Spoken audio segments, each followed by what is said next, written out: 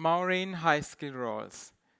Today, my colleague George from Conco and I are very excited to share the key findings of a research project funded by Conco.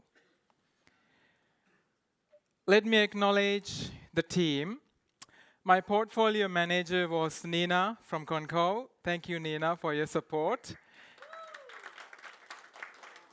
And I had my colleague Marama from the School of Built Environment, together with my research assistant Tafeg, helping with this research project. I'd like to do a quick introduction to myself.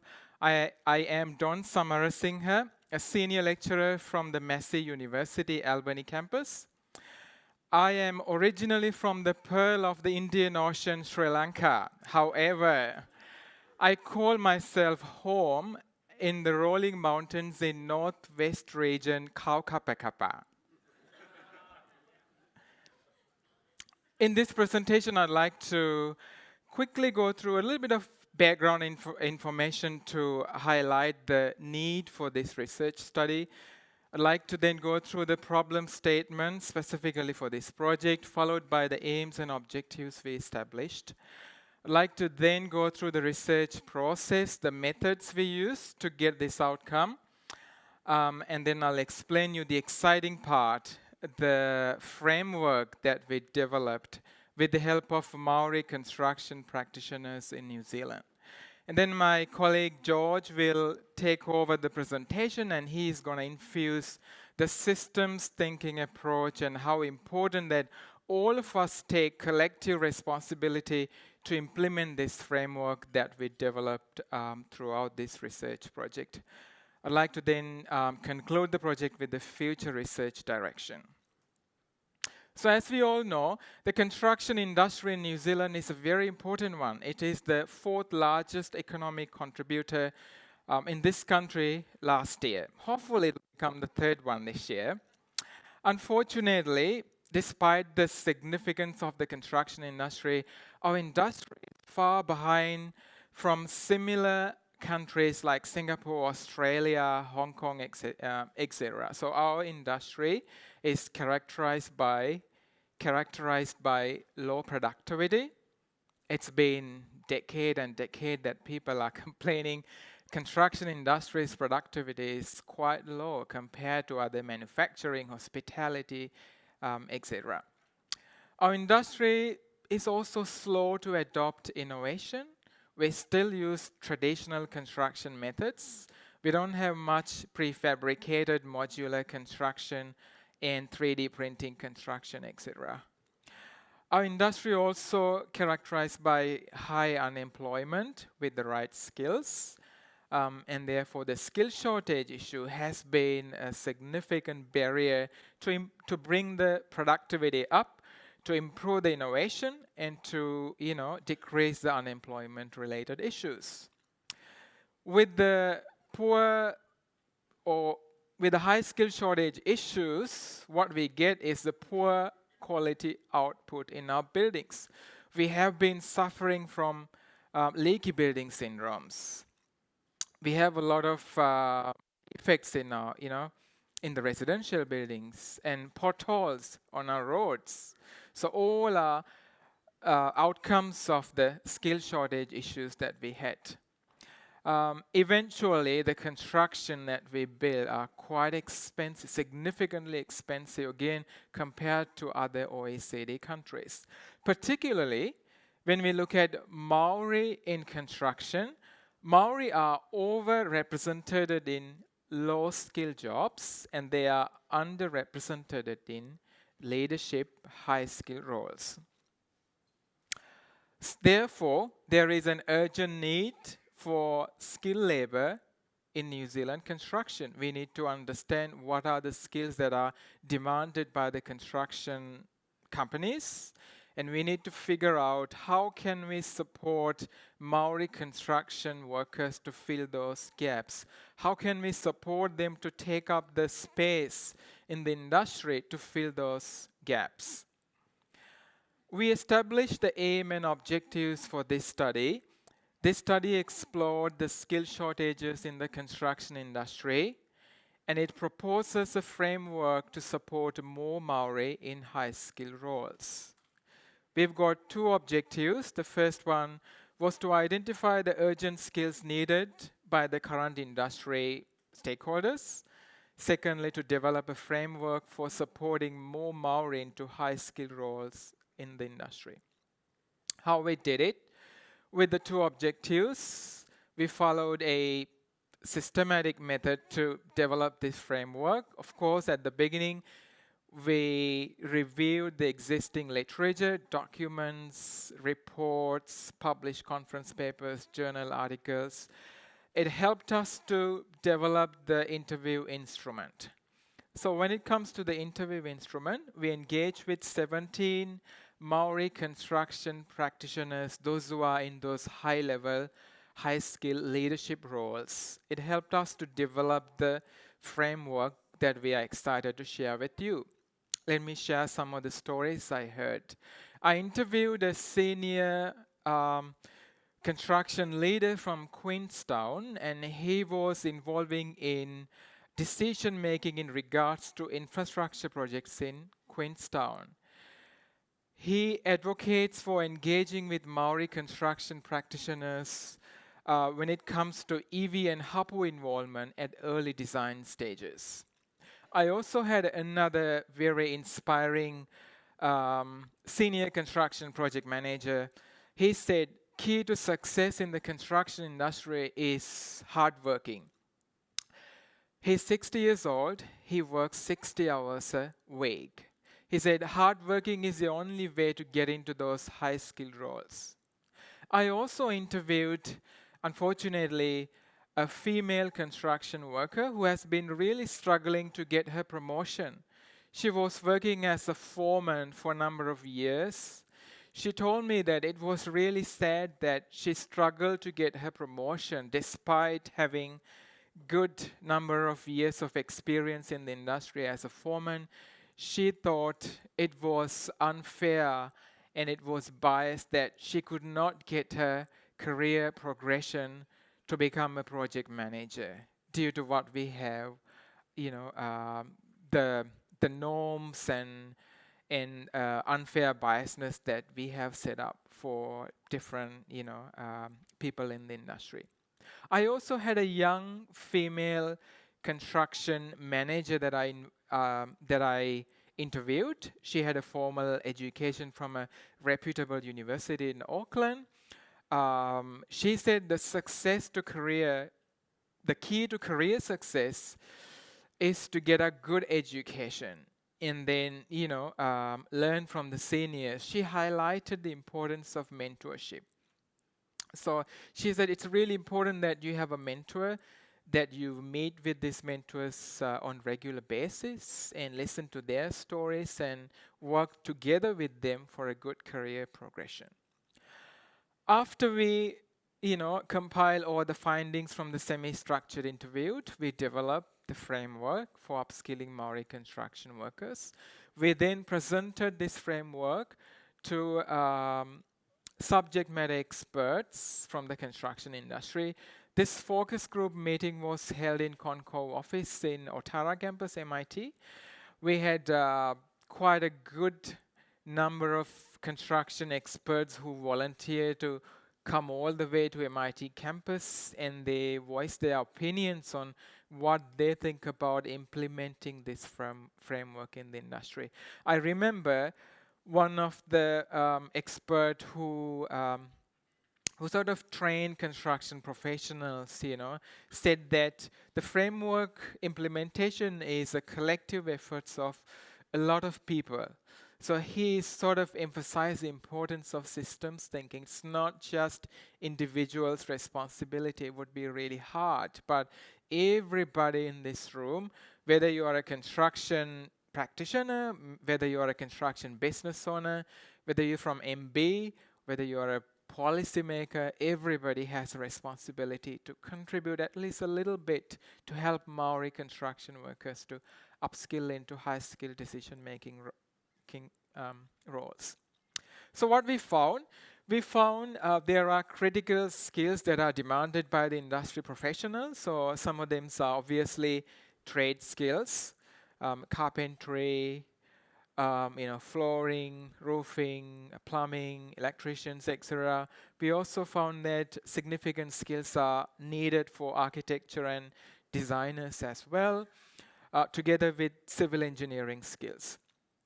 Interestingly, we found that sustainability is something that is very important.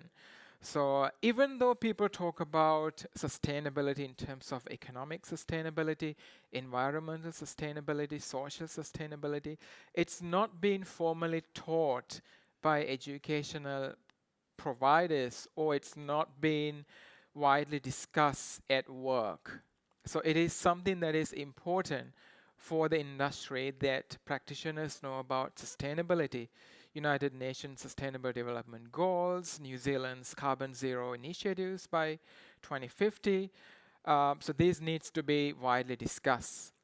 We also found that heavy machine operational skills, so those who are managing construction equipment such as tower cranes, excavation machines, so these are also quite high skill roles. Secondly, we found that key challenges that Māori in construction faces are underrepresentation in leadership. So a lot of senior project management roles or construction-related policymakers are non-Māori. Therefore, it is hard to engage or support Māori in the construction industry to upskill into those high-skill leadership roles. So we need a lot more representation in leadership roles for Māori. Together with that, we found that discrimination and biasness is one of the key challenges Māori in construction faces. Economic disparities such as salary differences, also limited access to education and training. Again, what education and training meant to them was not the formal university education, but they're looking for mentorship opportunities, on-the-job learning opportunities, networking opportunities, learning while working opportunities. Our research participants also recommended that we need to enhance mentorship and networking opportunities as one of the key ways to provide support for Māori construction workers. They emphasized that employers, construction companies need to collaborate with educational providers and provide lifelong continuous support for Māori construction workers. It is not just a short course, few hours a week that they are looking for. They are looking for continuous support throughout their careers. Of course, without resources, it would be hard to achieve, upskilling opportunities. For educational providers such as Massey University, which I represent, the participants highlighted that we need to integrate technology into our curriculum. So most of the curriculums that we teach are quite older. So we need to integrate modern technology into the construction curriculum. So when our graduates complete their courses, they can learn about new technologies and they can practice and improve the productivity of the industry. Also, we need to incorporate soft skills such as communication skills, social skills, teamwork, working together with other people are some of the soft skills highlighted by the research participants. We need to develop sustainability skills. That is something that's not really explicitly taught in educational facilities. So sustainability also includes the people's element. I remember one of the research participants highlighted that she never learned about Treaty of Waitangi and its principles and their applications in the construction industry from the university that she got her degree from. So sustainability includes a significant part of people, which includes the Treaty of Waitangi and its principles as well. We also need to integrate leadership skills, which is a big thing that when we have students, for example, for Bachelor of Construction, they study 3 years with us, we hardly teach them leadership skills. All we teach is building construction technologies, building services, construction management, construction equipment. There is hardly leadership and career progression related skills that we teach. So that was highlighted by the research participants. Recommendation for the government. So those who are here representing the government, you have a huge role to play in terms of upskilling Māori construction practitioners. The policy development, there is a need to develop policies to support Māori in construction. It could be representation, it could be more leadership opportunities, it could be engaging with Māori to make those high-level, decisions related to infrastructure development projects in particularly. The government needs to understand and respect the cultural requirements. For example, their learning style is not just a regular learning style. They want to engage with the whānau and community. So we are looking at a holistic learning style, which is quite different to one-off learning styles at the university or any other tertiary education providers. The government needs to provide equal access to resources. It could be funding, or it could be support for career progression, professional development, mentorship, again, things like that. Engaging with the stakeholders. So again, it is a collective effort from all of us to help Māori to climb their career ladder into those high-scale leadership roles. So government need to engage with all sorts of stakeholders to make those decisions. So the framework that we developed includes 4 parties: construction companies, of course individual Māori construction workers, the government, and the educational providers. So we need to work together to upskill Māori construction practitioners. This is a systems approach. So I'm not an expert in systems thinking, but I've got the expert, George. I would like you to come forward and infuse systems thinking into this research project. Over to you, George.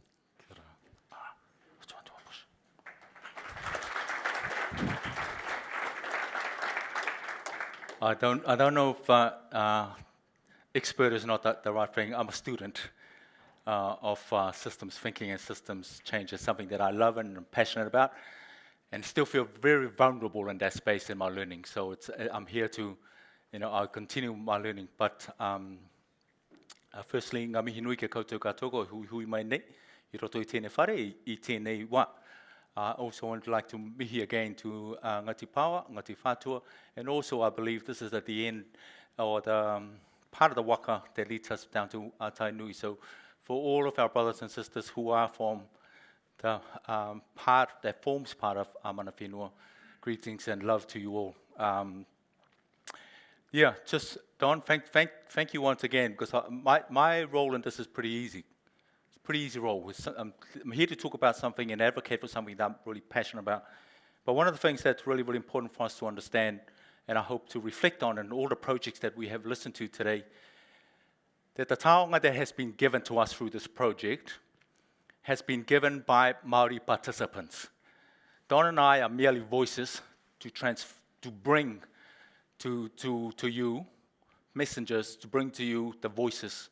And for each of the projects that we will involve in today, again, there are hearts and minds of people who dare put their name forward to be part of our project, to actually say, please listen. I give to you my taonga in the hope that something will actually be done to transform our sector. So that's, I think, it's a really, really important thing for us to remember. Whenever we come to these things, it is a privilege to hear research, not because people like Don is here and all of our research partners who are here. Kudos and thank you to each and every one of you, and also our team here who help ideate and bring these things alongside. It is actually the taonga and voices of the people who matters who are forms part of the key stakeholders, and why I have been asked to come and talk. So whilst my talk relates to this project and the examples I've brought, it's important also to think about the role of key stakeholders within the whole of all of the projects that has been talked about, because they're meaningless if nothing is get done. And I think this is what I really want us to ponder on today. And this is what we know as systems practitioner. This is what research has told us. The vast majority of us here today, despite a compelling evidence, compelling narrative of how robust this research is, and like all the others has been shared, and those to come, guess what happens to a lot of us after this? Inaction. And that's a shame. Because every single one of us, I'm sure, walked through that door today, had no intention of walking out and doing nothing. I don't think so, that's why you're here. Each and every one of us, I'm sure, woke up today, put up our pants, our dresses, whatever, to get here, with the view that we are hoping to find something new, transformative, that moves our sector forward. Because one of the dominant prevailing mental model that I really love coming into this industry, that apart from that, the fact there are so many differences and competition, I think is a killer in any space, the prevailing mental model is that I can ask every single one of you, and it can be proven, that each and every one of you woke up today because you care about the sector. So I want us to ground ourselves in those and that mental model as I walk us through some of the challenge. But as far as an action goes, I want us to ponder, because this is a question that needs to be answered by us here today, and I'll share some of the knowledge and why that is. But ponder why. Why do a majority of us don't take action with the research and all the research you have today? So I want you to sit on that for a little while. But we need to take a small detour to answer, because the place that we're detouring to is the basis of where this question arises, but it also where the problem is held. So we'll come back to that. So you've heard already, and I'm really, warms my heart, and I hope for those of you who have been working with us and navigating with us, we are a systems change organization. We're not here to do little shitty stuff. No, nobody wants, not our team woke up to do little shitty stuff. We woke up in the morning to look forward with hearts and minds to change and transform the sector, because we also care for the sector. So the framework that we adopt and use it to ground our systems thinking and systems changes is from the work of Kanye Kramer and Singer, and Word of Systems Change. And this is a definition. It's shifting the conditions that are holding the problem in place. Shifting the conditions that are holding the problem in place. Two things should come to your mind very quickly when you see this. Yes, firstly, this talks about a problem. So one of the critical things that we as a team always ask ourselves before, so we don't do shitty things, little shitty things, is to say, is this really, George? Is this really the problem? Is this a systems problem? Or is this something that somebody down the road can fix? Is this really the thing that's going to transform and make the greatest impact? So that's a critical question. Also, alongside that, we better not be duplicating and wasting people's money. But it's really, really important. So so the other part to this is then you say, well, what conditions are you talking about, George? So we move on then to these are the 6 conditions that we apply our lens on as we continue to ideate together or think about projects. When projects come through our door, these are the lens. So we first of all need to understand what is the problem. Take it through our project assessment tool and all of our inquiry, and then we land it questioning. So what are the policies, regulations that are holding this problem in place? Carly and I were in Wellington not so long ago, and I'm sure our brothers and sisters in Energy don't mind me saying this. And one of the things that came up time and time again, the policy for today, that was created in yesteryears, they're irrelevant today. And yet we're still applying the same thinking that was designed for that time. And so that holds us back. So policy then becomes, so what are the things that we need to do? And equally with practice. This is where our intention meets action. It's the things that each and every one do every single day to progress our sector. Good, bad, ugly, this is where the space of practice starts to form. And the resource flows that sort of completes the explicit version of all the structures that we need to consider for systems change is the resource flow. And immediately you probably go, yeah, money, yeah, kapai, money. Money will always be a critical part. But resource flow also talks about you and I, human beings, us as resources, as part of the knowledge that we bring, the information that we dare share. And so when we move down then to the why that's critical, because when we move down to relationship and connection, that's about making sure, so do we have the right people connecting to policy, practice, and resource flow? The one thing that we already know in our system is it's fragmented. You know, everybody's still holding their cards close, even though everybody tells me that we care. Thank God we have a strong prevailing mental model that we care. We just need to make sure we put the care first, and then everything else comes, because the care seems to come afterwards. But it matters when we come to relationship and connection, because it isn't just about meeting one another today, handshake. It talks about the quality of our relationships. It's our ability to talk or not talk. So when we talk about wanting to close the gap between those structural change to happen, that can only be done through good quality relationships and communication. And then we think about within the semi-explicit relational change, the power dynamics. There are people in this room right now who actually has the biggest say in what happens. And when I say to you that you're also perhaps inactive, that's true. Because research tells me, and your thing is to say, nah, you're wrong. I'm going to go do something about this just to prove you're wrong. Good, kapai. Tick, cool. But and within power dynamics, it's a really, really important that we understand. So power dynamics is those who have the biggest say. So they sign off on policy and practices and the money. But it also talks about our personal relationship and alliances. So whānau can, and any part of the conversation can become a strong, can sit in power dynamics because they support, particularly rangatahi, to come into spaces. Family, iwi, hapu groups become also part of that informal space. But the biggest transformation that will ever happen, and this is the thing that's why it's so challenging. The first three we can all see. There's no doubt. Unless you're new to the industry, which I had to learn very quickly, these things might not be always obvious. But for a lot of you guys, you know a lot of these things, so we can see them. Semi-explicit stuff. Sometimes we know. Well, I think it's Josh that's part of that. I think it's Paul. We kind of know, but don't know for sure. What we don't know for right now is what we're all thinking. And that matters when you're sitting in power dynamics and relationships because it determines what we actually do. This is the deeply embedded mental models that keeps us from moving forward. And so this is the place in which we need to answer the question before, why don't we do anything, even though the case for change is compelling?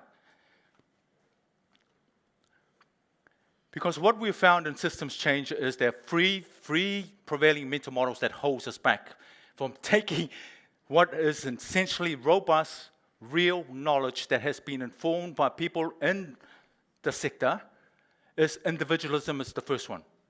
Well, there's no order, but individualism tells us that it's your problem, Māori boy over there. You just need to develop yourself better. Get your mentoring and all those things, and you'll be okay.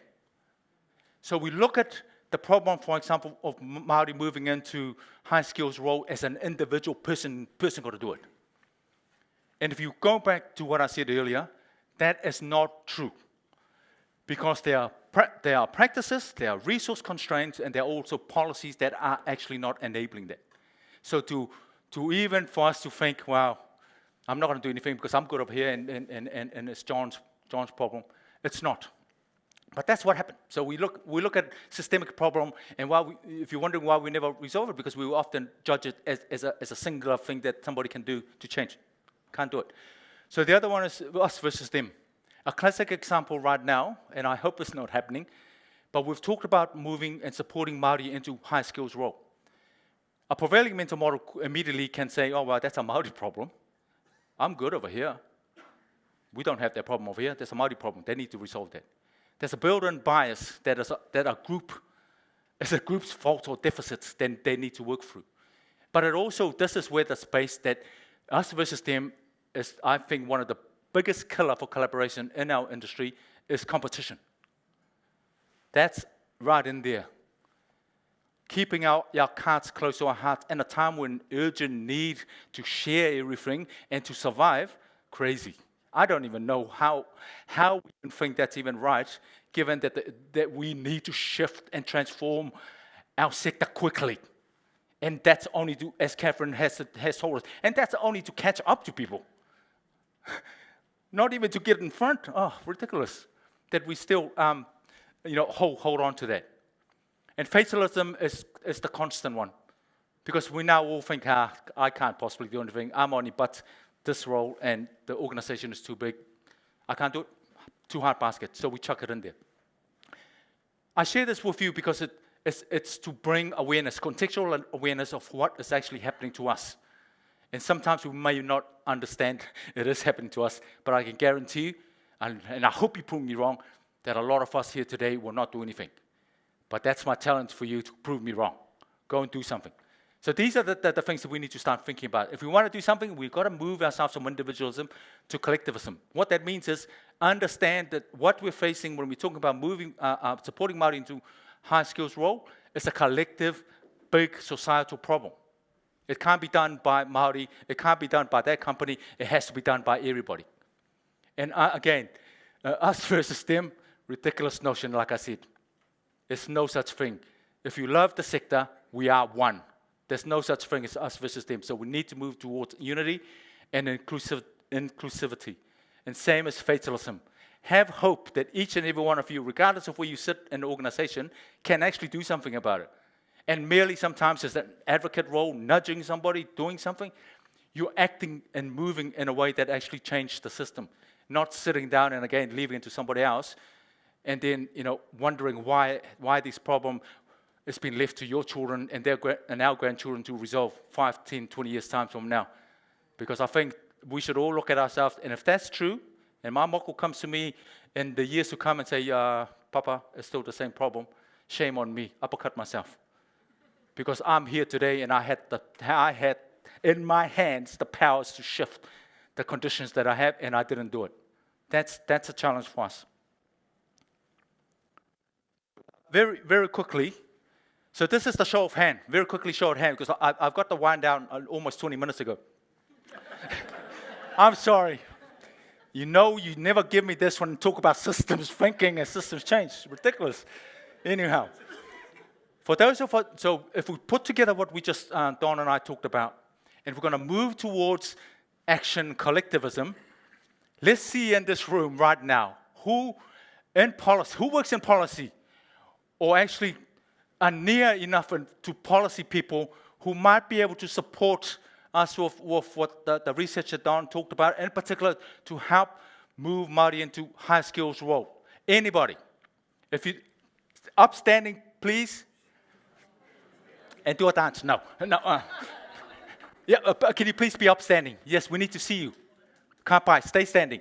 Equally, who here has within their grasp or their influence the ability and support Māori through practice, everything that you do in an organization is what practice is, to support more Māori into high skills role. Please, upstand.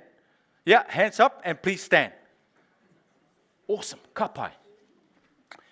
Equally, who here has within their grasp the ability to share knowledge, share information, and share money to help Māori into high skills role? If you're not already sitting as part of that dynamic, please stand up. Right.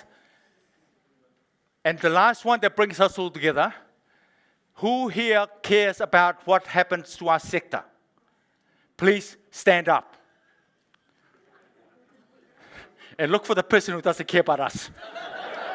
Wait, get your black belt out. I saw some people. Right.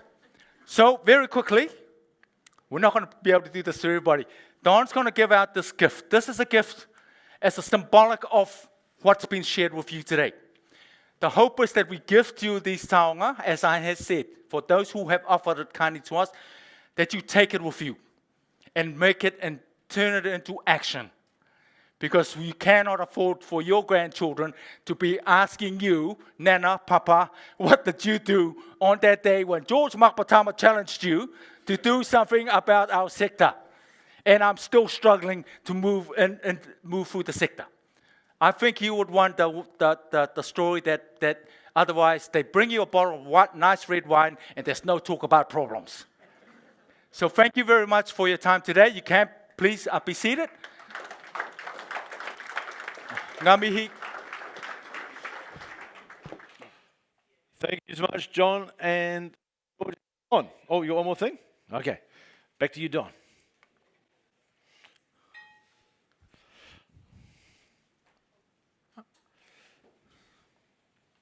Sorry. Give back one. There it is. So just to wrap up, our study, of course, had limitations. It was a peer qualitative study, which engaged about 20 industry practitioners. So the way forward is that we want to continue this study. We want to get different perspectives from both Maori and non-Maori construction practitioners. So what we've done is we put together further research project and forwarded our application to brands and asking fundings, and we are quite excited to hear from brands in about 2 weeks' time. So in the future we want to continue empowering Maori construction practitioners, foster inclusive growth and support their success in high skill positions. Tēnā koto, tēnā koto, tēnā tate katoa. Thank you, Don. Can I get the...